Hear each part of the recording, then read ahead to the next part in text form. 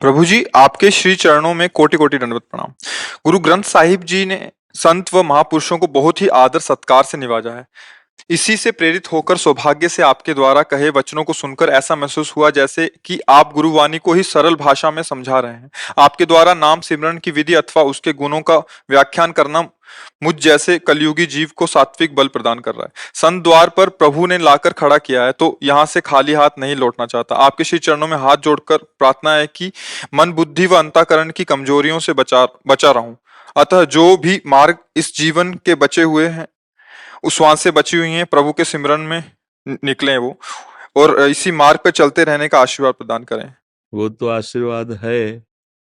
भगवान ने मनुष्य शरीर दिया और सबसे बड़ी बात गुरुवाणी का आश्रय दिया। जिसने गुरुवाणी का आश्रय लिया और गुरुवाणी का मनन किया, उसमें कोई भी सद्गुण की कमी नहीं रह जाती। जो मन बुद्धि हमारे संसार की तरफ आसक्त हो रहे हैं, उसका कारण है हम कहीं न कहीं गुरुवाणी का जो आदेश है उसका उल्लंघन करते हैं। अगर उल्लंघन न करें तो गुरुवाणी में इतनी सामर्थ्य है कि उसका जब मनन करोगे तो मन बुद्धि में इतनी पवित्रता आ जाएगी कि वो नाम को छोड़कर फिर अन्यत्र कहीं जाएंगे भी नहीं। हमारी थोड़ी प्रमाद स्थिति हो जाती है। प्रमाद स्थिति, जो नहीं करना चाहिए उसमें सुख बुद्धि, जो नहीं करना चाहिए उसमें सुख बुद्धि। अब जैसे शरीर की अवस्था ऐसी है, पर मन की वही अवस्था होती है जो उसने पूर्व से अभ्यास किया है। अब हमको बहुत सावधानी के द्वारा, वो बार बार हम कहते हैं जब आप लोग पधारते हैं यहाँ, तो एक महामहिम वचन उच्चारण करते हैं, वाहेगुरु का खालसा वाहेगुरु की फतेह। हमें बहुत अच्छा लगता है, क्योंकि वाहेगुरु का खालसा का तात्पर्य है कि जो गुरुदेव हैं, जो गुरु है, वो परम ईश्वर है, परमेश्वर है, सारा वैभव उसी का है।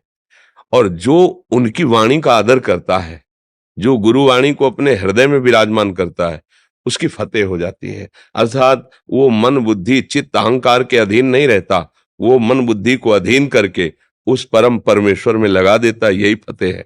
वाहेगुरु का खालसा वाहेगुरु की फतेह। जो वाहेगुरु के वचनों को मान लिया, ये गुरु ग्रंथ साहब साक्षात गुरुदेव हैं, मूर्तिमान प्रभु हैं, अक्षर अक्षर ब्रह्म है। अब उस बात को मान करके और यदि हम चले तो निश्चित हमारी फतेह होगी। अगर हम आज्ञा उल्लंघन करेंगे तो फिर कुछ भी करें, सफलता हाथ नहीं लगेगी। ये शब्द लिख ले, क्योंकि मोक्ष मूलम गुरु कृपा, इस कृपा का अधिकारी वही होता है जो मंत्र मूलम गुरु वाक्यम, जो गुरु का आदेश, गुरु के शब्द हैं, वही परब्रह्म तत्व का, परमेश्वर का साक्षात्कार कराते हैं। बिल्कुल साक्षात उनके आदेश को मान करके और चल दो तो निहाल हो जाओगे। नहीं, जो नाम मिला है, जो मंत्र मिला है, खूब अंदर ही अंदर उसका हर समय।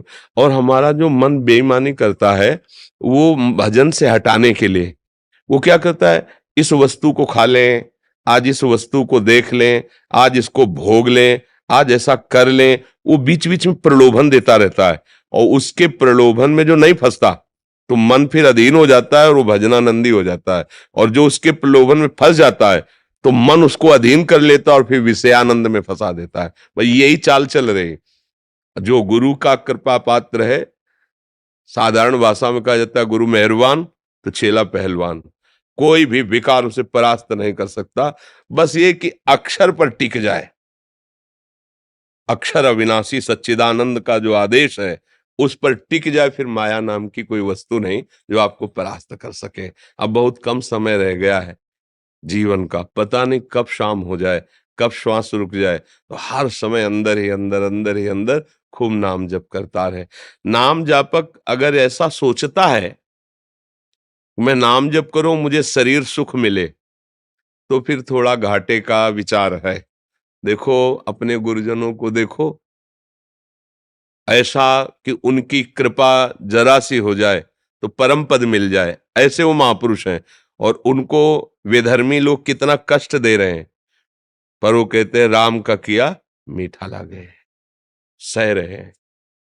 इतना बड़ा पावर है उनमें कि वो उनका विनाश एक क्षण में कर सकते हैं, जो उनके शरीर को पीड़ा पहुंचा रहे हैं, सह रहे और ऊपर से कह रहे राम का किया मीठा लागे।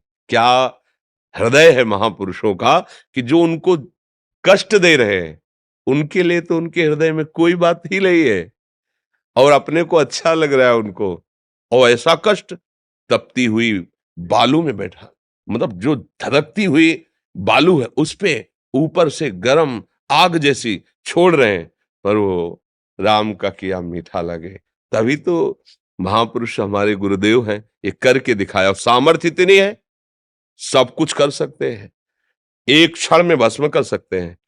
छोटे मोटे जो भूत प्रेत सिद्ध करते हैं, कुछ दिनों में उनकी अपवित्र साधनाएं और वो भूत अधीन हो जाता है, कुछ भी करवा सकते हो। और सबका मालिक जिनके अधीन है नाम के बल से, और उनको कोई शारीरिक कष्ट पहुंचा रहा है, वो मुस्कुरा के सह रहे हैं, क्या उनमें सामर्थ्य नहीं? अरे वो विध्वंस मचा दे, एक संकल्प कर दे तो नष्ट कर सकते, लेकिन नहीं, महापुरुषों ने करके दिखाया है कि नाम ऐसा है कि जिसके हृदय में छा जाता है, वो सब कष्ट हंस के सह लेता है। पर नाम के भजन का फल वो कष्ट मिटाने में नहीं, दूसरे का कष्ट मिटा देंगे।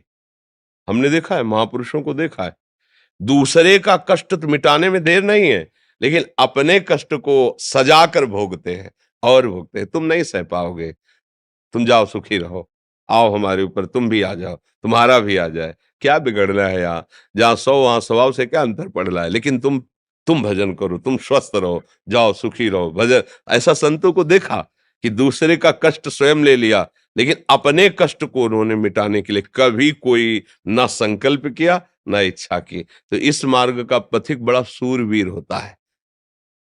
हमको इस तरह से चलना है कि चाहे कोई गाली दे, अपमान करे, चाहे हमारा मन ही हमको जलाए और भोगों की तरफ खींचे, लेकिन अब नहीं। हम अब तो नाम की लौ लग गई, अब नाम की हमारे अंदर स्मृति सुमिरन की वृत्ति आ गई, अब इसे नहीं छोड़ेंगे।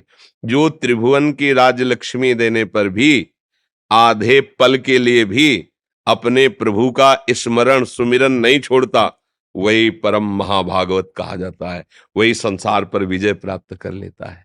बड़ी कृपा है, और खूब नाम सुमिरन करो और गुरु वाणी के आश्रित रहो। गुरु वाणी, देखो गुरु गुरु है, आप हमारे बोलो, पराये बोलो, उनके बोलो, गुरु गुरु है, यही शब्द लगता है।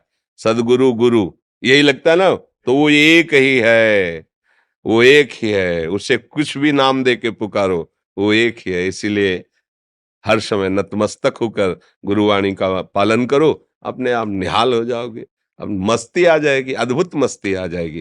देखो हम सबके शरीर एक ही पंचभूत से बने हुए हैं, पोशाकें अलग अलग हो सकती हैं, घाट अलग अलग हो सकते हैं, लेकिन जिस रस का स्वादन करना है वो परमेश्वर एक ही है।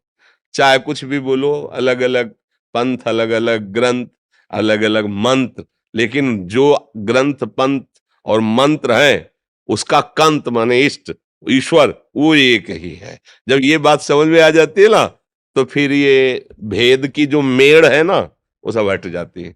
फिर पूरा चराचर जगत अपने ही स्वामी का पसारा दिखाई देता है और वो आनंदित होता है। जैसे अपनी जबान से अपनी दांत कट जाए तो किसको दोष देंगे, ऐसे ही वो पूरे विश्व को अपना स्वरूप देखता है। अगर से कोई काटे मारे पीटे तो किसी को दोष वो सह लेता है। भगवत आनंद में इतनी सामर्थ्य है, वो सब सह लेता है।